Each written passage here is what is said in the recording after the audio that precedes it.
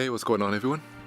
So, it's been 3 years now since the late and great Nintendo president, Mr. Satoru Iwata, passed away. 3 years that have, for me, gone by in a blink of an eye. But as we know, time is relative, and we all, in our own way, sense it differently. But 3 years since that fateful day, and I still have this sort of emptiness inside my Nintendo bones. Like something hasn't been quite the same ever since. I felt this way when, for example, Michael Jackson died. For anyone who knows me, I'm a huge Michael Jackson fan.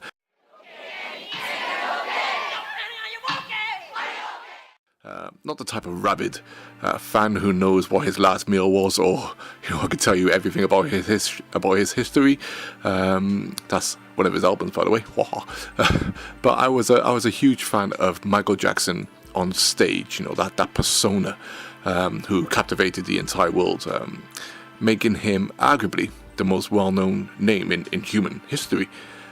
When he died, not only a part of me went with him, but also a part of my connection to music in many ways. Sure, I could still play all his albums and still have those crazy Jacko moments. For example, when I'm washing the dishes in the kitchen or something, and say "The Way You Make Me Feel" comes on, and the next thing I'm dancing around the kitchen. But since he died, even his music has lost something, and it's hard to place my finger on what it is. Now, I'm not a religious person at all, and probably the closest spiritual moment I've ever had was when Gandalf was talking to Pippin in Minas Tirith. Death is just another path, one that we all must take. The grey red curtain of this world rolls back, and all turns to silver glass. And then you see it. But then I could also possibly be persuaded into believing in magic. You really believe in magic? You mean Chinese black magic? Yes. Oh, absolutely. But but sometimes you build up a connection to someone in many ways, who in many ways embodies the very thing you love. I have this with Shigeru Miyamoto, also Koji Kondo as examples, with his music. But for some reason, Satoru Iwata in many ways became the embodiment of not just Nintendo for me, but also everything pure and magical that I love about gaming in general. Now this is a strange thing, right? I feel that many of us came to really know Mr. Iwata when he rolled up on the E3 2001 stage to reveal the Nintendo GameCube. I think it was 2001. My memory, man, clearly getting old.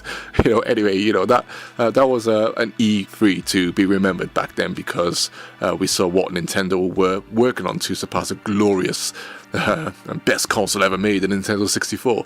And of course, graphically, we were blown away at the difference between the N64 and the GameCube.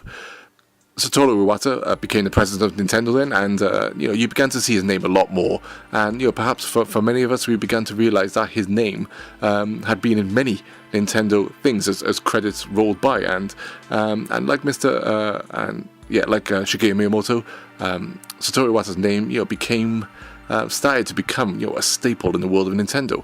Then we saw the rise of the DS and Nintendo Wii, and this era of Nintendo just felt, for me personally, just felt absolutely magical and and exciting.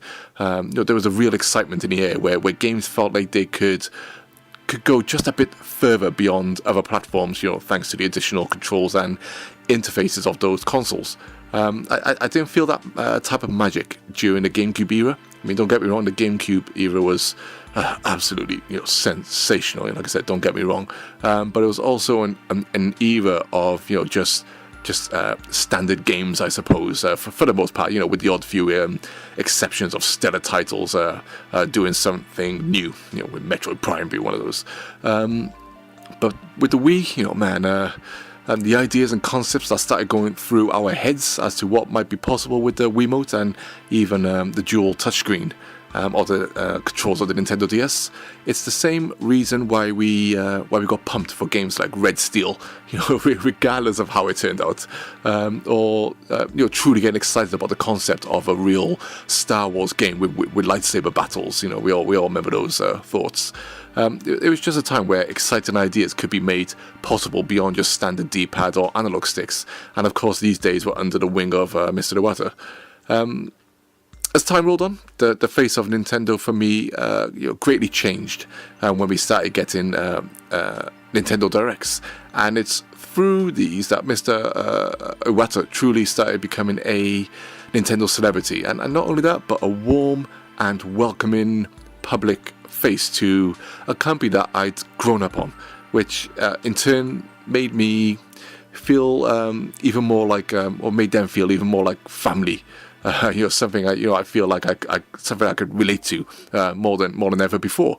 Satoru Iwata, became Nintendo itself through these directs. A man who oozed passion and history, and someone who never, in my experience, felt like a corporate shell like most other CEOs or company representatives you had seen up till then.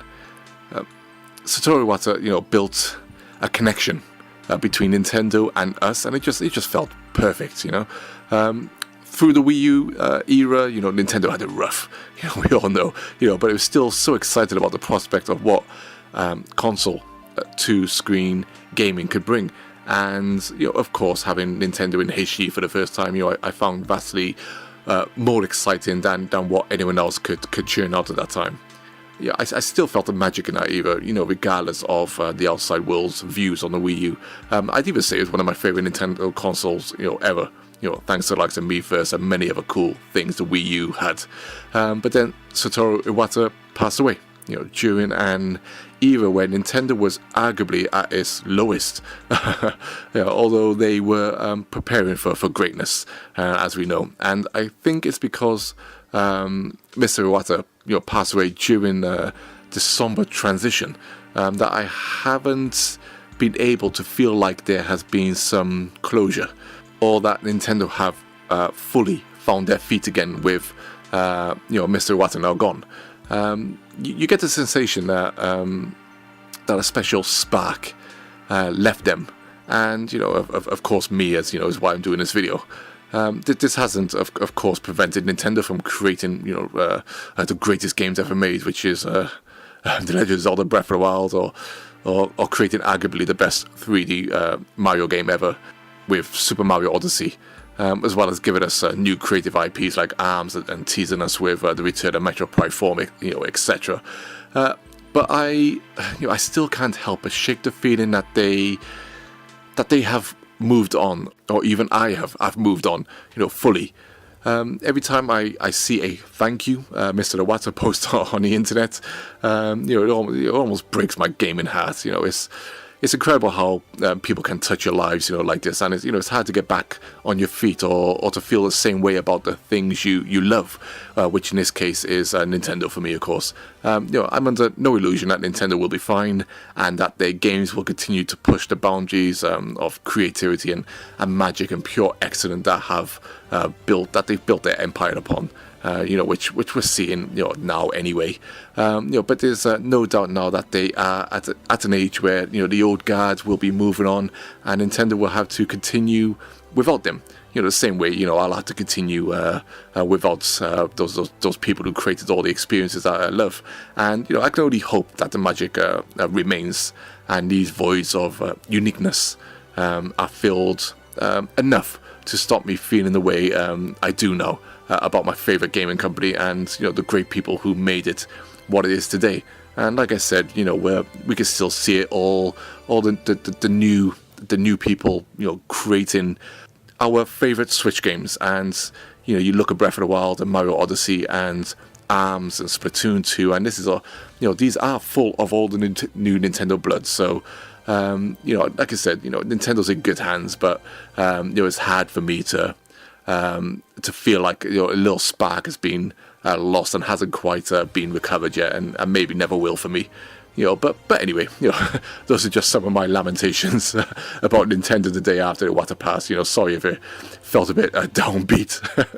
But sometimes it's good just to get something off your chest, and hopefully find some people who feel the same way, or can understand where I'm coming from. So, leave your comments below.